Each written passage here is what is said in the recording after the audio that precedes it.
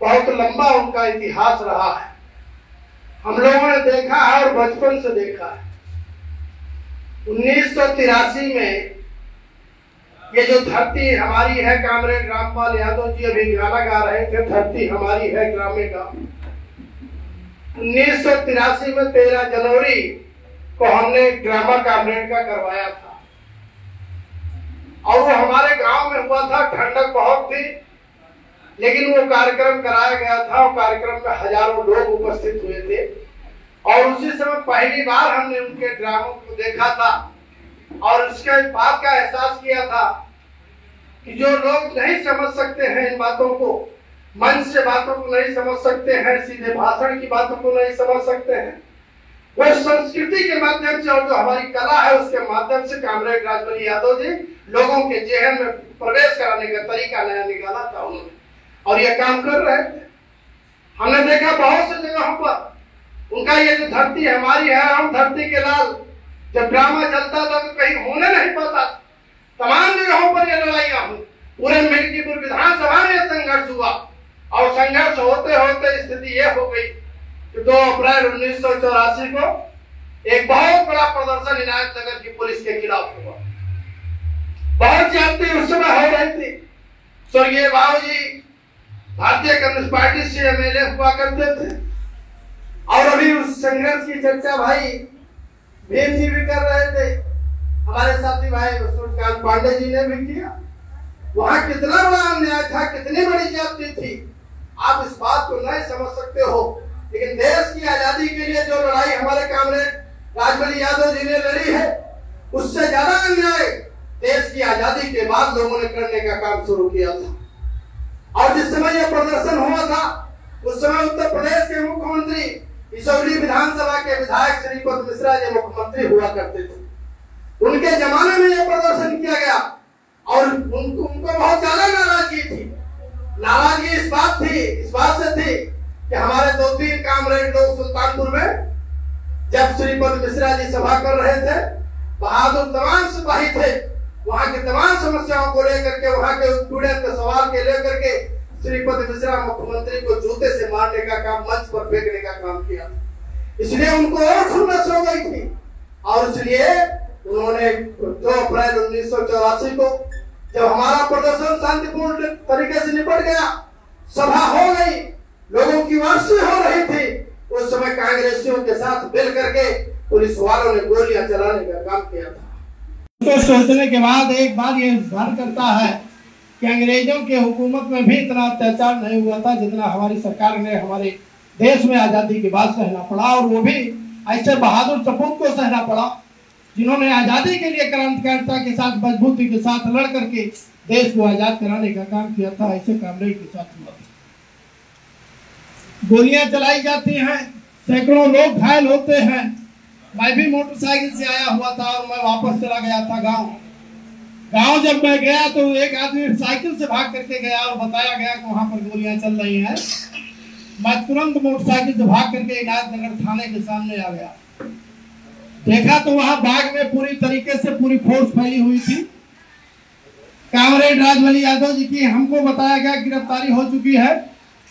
स्वर्गीय बाबू मित्रसेन यादव जी की तलाश जारी थी और इसमें सीधे इशारा था मुखिया की तरफ से, श्रीपद मिश्रा जी की तरफ से, कि आज कोई बचना नहीं चाहिए और खास तौर पर मित्रसेन यादव नहीं बचने चाहिए। अगर मित्रसेन यादव रहेंगे तो गरीबों की लड़ाई और सामंतों के खिलाफ लड़ाई लड़ने का काम करते रहेंगे, इसलिए उनकी बचत नहीं होनी चाहिए।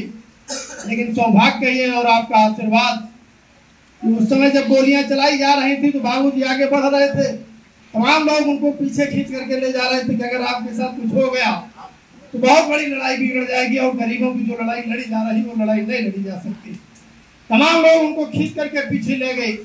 उसी बीच में एक यूनिवर्सिटी की गाड़ी आ गई और यूनिवर्सिटी की गाड़ी में उनके सुरक्षा कर्मी के साथ बाबूजी को लोगों ने बैठा दिया। उसी गाड़ी से वो निकल गए। पुलिस को लोग ये नहीं समझ पाए मित्रसेन यादव कहाँ है और वो सीधे भाग करके मसौदा के काम वहाँ चीनी मिल के पास आते हैं, वहाँ से वो फैजाबाद आते हैं और इसके बाद अधिकारियों से बात करने का काम करते हैं। तो आपका आशीर्वाद था कि उनके साथ कुछ नहीं हुआ। कामरेड को गिरफ्तार करके ले करके ये लोग गए थाने में और सही कह रहे थे कि जिस समय वो पानी मांग रहे थे तो उनको पेशाब पिलाने का काम किया जा रहा था। उनके साथ इतना अत्याचार अंग्रेजों ने नहीं किया था। जिस बहादुर सपूत ने राजा सुल्तानपुर में जाकर के तिरंगा फहराने का काम किया हो, उस बहादुर सपूत के साथ इनायत नगर की आज़ादी के बाद पुलिस अन्याय करने का काम कर रही थी। यही आज़ादी का सपना देखा था हमारे बहादुर सपूतों ने। यही अन्याय की लड़ाइयाँ जो लड़ करके संघर्ष करके और अन्याय के खिलाफ लड़ करके देश को आज़ाद कराया, यही सपना क्या था उनका। लेकिन आपसे कहना चाहते हैं साथियों कि जो अन्याय हुए थे उसमें स्वर्गीय बाबू मोती सिंह यादव जी और कामरेड राजबली यादव जी ने बहुत बड़ी बड़ी लड़ाइयाँ लड़ी। आज इतना नहीं हुआ है, हम लोगों ने तो देखा है 2 अप्रैल 1984 की जो घटना घटित हुई उसमें दर्जनों लोग जेल चले गए। हमारे खिलाफ भी FIR हुआ था और हमको पहली बार मुलजिम बनाने का काम किया गया। दोबारा फिर घटना होती है 5 मार्च 1985 को। कामरेड राजबली यादव जी और सब लोग मिल करके पूरे चुनाव को लड़ने का काम करते हैं और चुनाव लड़ा जाता है। चुनाव की जीतने की स्थिति बन जाती है। 5 मार्च 85 को एक घटना घटित होती है। एक मोहन राय दरोगा थे, ईंटगांव में उनकी हत्या हो जाती है। हम लोग ईंटगांव को भी नहीं जानते थे, बहुत लोग हमारे साथी नहीं जानते थे। तमाम लोगों के खिलाफ उसमें भी बहुत बड़ी बड़ी साजिशें की गई। और 5 मार्च 85 को जो घटना घटित हुई वो गांव में 2 पक्षों की लड़ाई को लेकर के हुआ। सामंत लोग ये कहते थे कि हमारा वोट सही पड़ रहा है, भारतीय कम्युनिस्ट पार्टी के लोग, CPI के लोग कहते थे कि वोट आपका गलत पड़ रहा है। केवल बात इतनी थी। और उसमें हुआ क्या था, इन लोगों ने अपने बेटियों को बहू बना करके वोट डलवाने का काम शुरू किया था। तब हमारे साथी ओम प्रकाश और गुड्डू ने आपत्ति करने का काम किया। केवल 2 वोट को लेकर के वहां विवाद पैदा हुआ और विवाद पैदा हुआ। पुलिस का हस्तक्षेप होता है। शाम को 4 बजे 5 बजे के आसपास पुलिस का हस्तक्षेप होता है। वहां पर दोनों पक्षों की तरफ से पथराव होता है और दरोगा की मौत हो जाती है।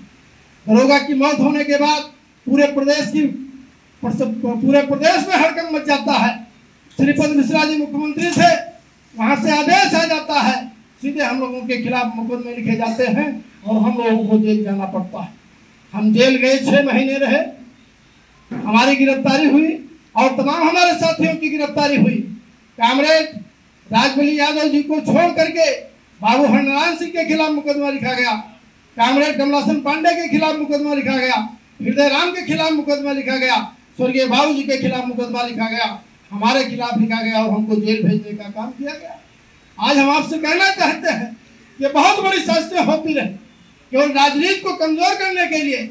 सामंतियों के खिलाफ जो जुर्म और अत्याचार की लड़ाई स्वर्गीय बाबू मोती सिंह यादव जी लड़ रहे हैं, कामरेड राजबली यादव जी लड़ने का काम कर रहे हैं, उस लड़ाई को कैसे कमजोर किया जा सकता है। उन्होंने साजिश करके हम लोगों के खिलाफ मुकदमा लिखाया और मुकदमा लिखा जाता है तो जब बाप पिता के सामने बेटा किसी मुकदमे में फंसता है तो पिता कमजोर हो जाता है।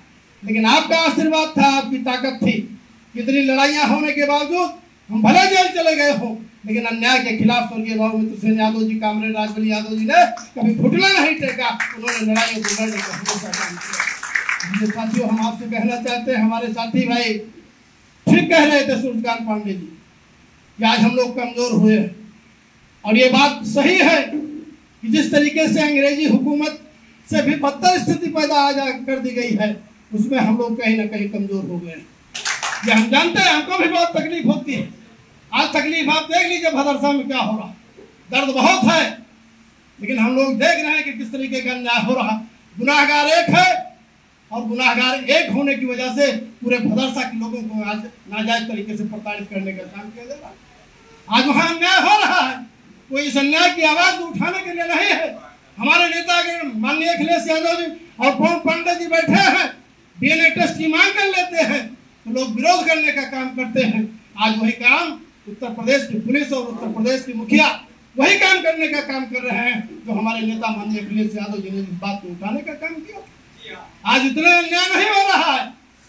मिल्कीपुर में उपचुनाव होना है, बहुत लंबी बात नहीं करेंगे। मिल्कीपुर में उपचुनाव होना है और मिल्कीपुर में क्या हो रहा है आप चले जाइए, देख लीजिए। मिल्कीपुर तहसील के जितने यादव और मुसलमान कर्मचारी थे सबका स्थानांतरण कर दिया गया।